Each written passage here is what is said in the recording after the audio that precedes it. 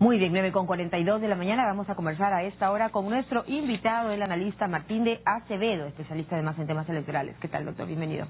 María de Jesús, amigo de Canal 7.3 del cable. Tengan ustedes muy buenos días, a la orden, María de Jesús. Bueno, gracias por estar con nosotros. Hemos seguido ayer una jornada extraordinaria aquí en TV Perú y en 7.3 Noticias, ¿no es cierto? En la que, ¿cuál recibe o cuál recoge usted como principal mensaje en general de los resultados conocidos oficialmente ya por la OMP? Por lo menos unos 2 o 3 mensajes. Hay un giro de la reclamación, si es que se confirma que Keiko Fujimori y Pedro Pablo Kuczynski van a la segunda vuelta, como tal parece ser según la proyección de la OMP, al quedar hasta este momento Kuczynski en 23% y Verónica Mendoza en 17%. Hay un giro, decía, hacia reclamaciones que no se ha venido cumpliendo probablemente con un gobierno que hace 5 años fue elegido con naturaleza y con tendencia de izquierda, que inclusive tuvo que hacer del gran cambio o de la gran transformación a la hoja de vida. Hay un giro ahora a reclamar y a tratar de obtener para la ciudadanía reclamaciones que confirmen primero el sistema político imperante, pero también hay un mensaje por la votación de Verónica Mendoza y por la votación del señor Santos, de reclamaciones de las provincias, de reclamaciones del Perú profundo respecto de la minería, respecto del gas, respecto de las materias primas y respecto de lo que ellos representan y significan en el espectro peruano. De modo que para la segunda vuelta una sugerencia saludable sería tanto a Keiko Fujimori como a Pedro Pablo Kuczynski rescatar esos mensajes, tratar de hablar con estos dos líderes, inclusive con Gregorio Santos, que me parece, no sé por qué razón, sigue sin sentencia dentro de la cárcel, cuando eso se debería agilizar, y hay también un mensaje al Poder Judicial para que no esté retrasando este tipo de procesos, donde una persona permanece muchísimo tiempo sin estar sentenciada.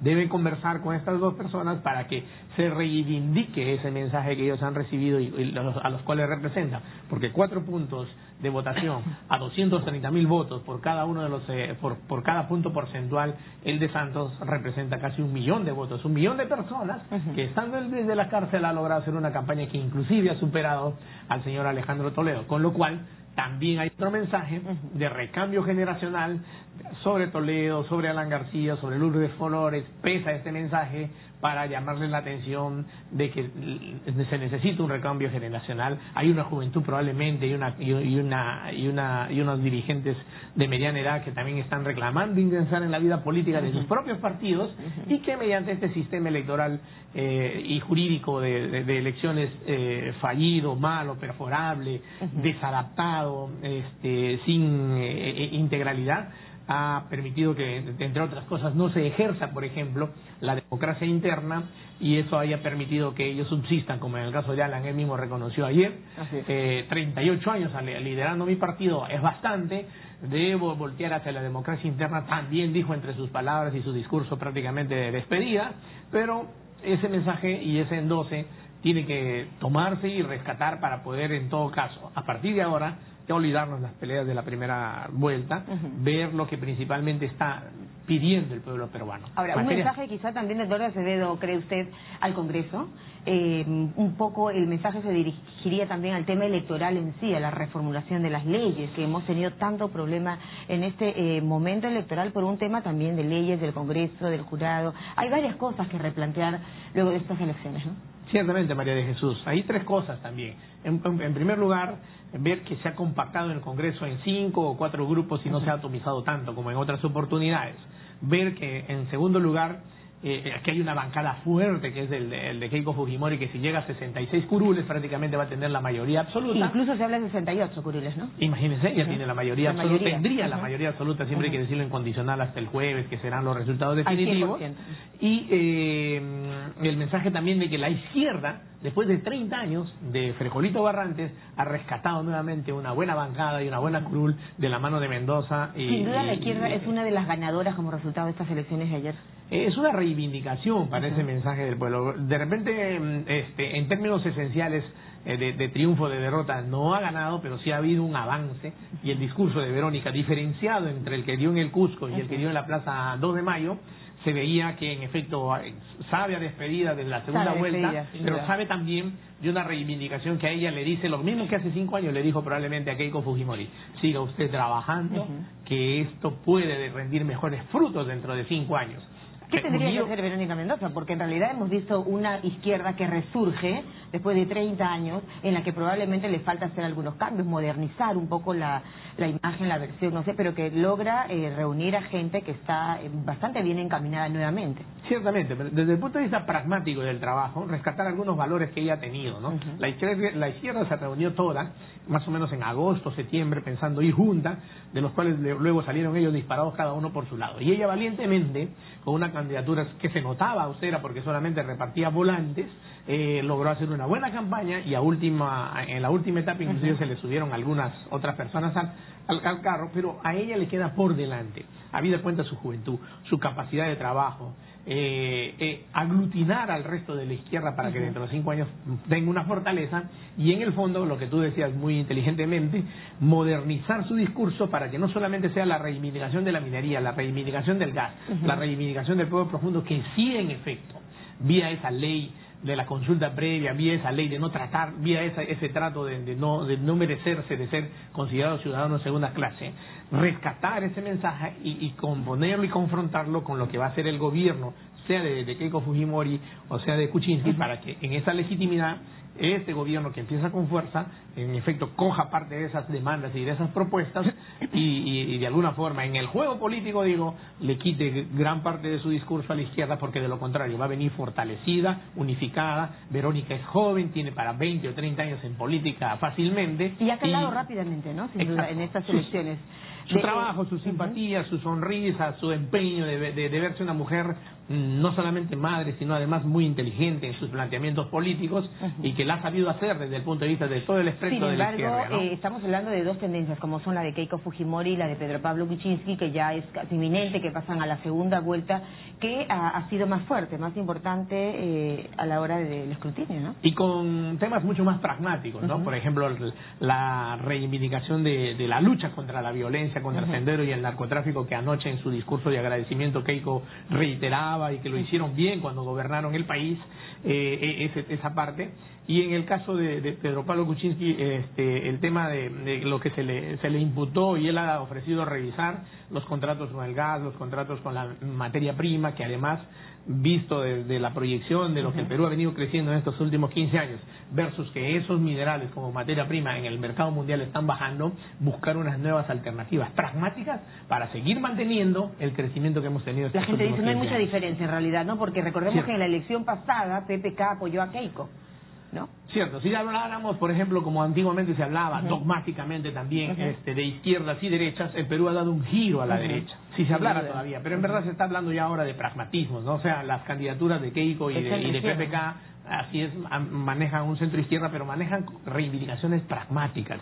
Queremos menos violencia, queremos menos delincuencia, queremos el arreglo de la infraestructura urbana. No hay que perder de vista. Keiko ha dicho, yo sí voy a hablar con el alcalde de Lima, y se sabe que el alcalde de Lima no va a poder solucionar el problema del tráfico nomás en Lima y de la violencia urbana si es que no tiene el apoyo de la presidencia. Entonces ese diálogo recíproco de ella, de ofrecer que sí va a despachar con su alcalde principal del país y del alcalde de aceptar eso, va también a reivindicar y a mejorar el tema de la infraestructura urbana para solucionar estos dos grandes problemas que Lima sufre y que el país también. El Lima y el país, ¿no? Pero claro, fundamentalmente y centralizadamente hablando, Lima. La violencia urbana, que es un tema en el que probablemente todos coincidimos, es la gran demanda y el gran desafío que tendrá el próximo presidente de la República. Hablemos un poco de la correlación de fuerzas en el Congreso, ¿no es cierto? Bueno, un Congreso en el que la mayor fuerza sin duda recae en Keiko, la gente de Keiko Fujimori, con un probablemente ejecutivo también de fuerza popular, poniéndonos en los hipotéticos casos aún, ¿no? ¿Qué lectura le da usted a esta concentración de poder? Esa correlación de fuerzas, en efecto, como acabamos de decir, María Jesús, en tu pregunta anterior, trae un partido, una bancada fuerte con 66, 68 votos, 60 y tantos curules del partido de gobierno, que va a generar en efecto un gobierno fuerte de arranque, de arranque. Pero también en el Congreso una contraposición de 4 partidos de oposición que van a estar alerta al tema, pero un mensaje principal además para ellos, como clase política, algunos reelectos inclusive, y en buena hora porque de repente han tenido buena votación. A nivel nacional. Pero son los pocos, ¿no? Son determinados. ¿Por qué? Porque de los 130 que se fueron, 73 iban a la reelección y no han sido capaces de muchas cosas, de sacar una buena ley, de comportarse eficientemente y nombrar un defensor del pueblo, miembros del Tribunal Constitucional, sin estar teniéndoles que imputar o presionar la repartija, de, por ejemplo, generar a partir de que si en efecto son capaces, un nuevo sistema electoral y un nuevo sistema político del país que tenga un código electoral, un código procesal electoral y un código de ética electoral. Si eso no lo van a poder hacer por varios motivos, porque es una legislación técnica, porque es una legislación que a ellos mismos los tiene como parte interesada de formar parte de esa legislación que les perjudique o no, ver, entre otras instituciones, por ejemplo, la no reelección indefinida de los congresistas, la curul vacía, el voto preferencial, una serie de figuras y de instituciones que tienen que cambiar dentro de nuestros sistemas políticos, los plazos muy pegados a la elección, las elecciones transparentes, no sacar legislación a mitad del camino. Si eso no lo van a poder hacer de buenas a primeras, como una de las primeras tareas al instalarse en su primera legislatura, mejor sería que el Ejecutivo, en una decisión política fuerte y definida, y con la legitimidad después de la segunda vuelta de saber quién es el presidente de la República o la presidenta de la República, encargar esto a una comisión de notables, habida cuenta que es un trabajo técnico que se parece al Código Civil y que tiene que ser tratado técnicamente. Tiene que integrar. Sí, es un trabajo eminentemente técnico, que no pasa por el trabajo político del Congreso. Al Congreso hay que llevarle vía decreto legislativo o vía proyecto el paquete hecho de los tres códigos, el Código Electoral, el Código Procesal Electoral y el Código de Ética Electoral, para evitar eso que ellos no se han atrevido a dar. Eso denota un jalón de orejas, ¿no? Exacto. Para todos esos como clase política, porque eso traería como consecuencia lo que ellos no se han atrevido a hacer. Sería interesante la hablar democracia de los interna hacia sus partidos, que ellos no han dado su brazo a torcer y han preferido el caudillismo permanente de 20, 25, 30 años de gobierno. Que francamente en esta elección el mensaje es claro, la gente pide cambio, pero también es reformular, digamos, figuras, cuadros, planteamientos al interior de los propios partidos políticos. ¿Quiénes son los grandes perdedores del proceso de ayer? Alejandro Toledo, Lourdes Flores, Alan García, si hablamos de liderazgos antiguos y concretos, ¿no? Por ahí también ¿Pasa por un tema de personas o por un tema programático, de ideas, de posturas, de planteamientos electorales?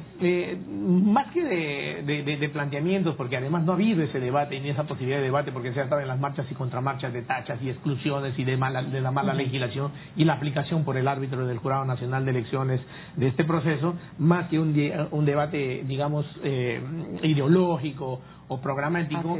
Ha habido este mensaje a los caudillos que nuevamente se han vuelto a presentar a decirle: es hora de dar un paso al costado, es hora de que te retires, es hora de que tu partido o los partidos fuertes y pocos que vayan a estructurar el nuevo sistema tengan democracia interna para que se llegue a la precisión de un militante, un voto, y consecuentemente haya legitimidad desde el principio de la representación partidaria. Y que esa elección interna a nivel de partido sea como pide la nueva generación de los partidos políticos, ¿no?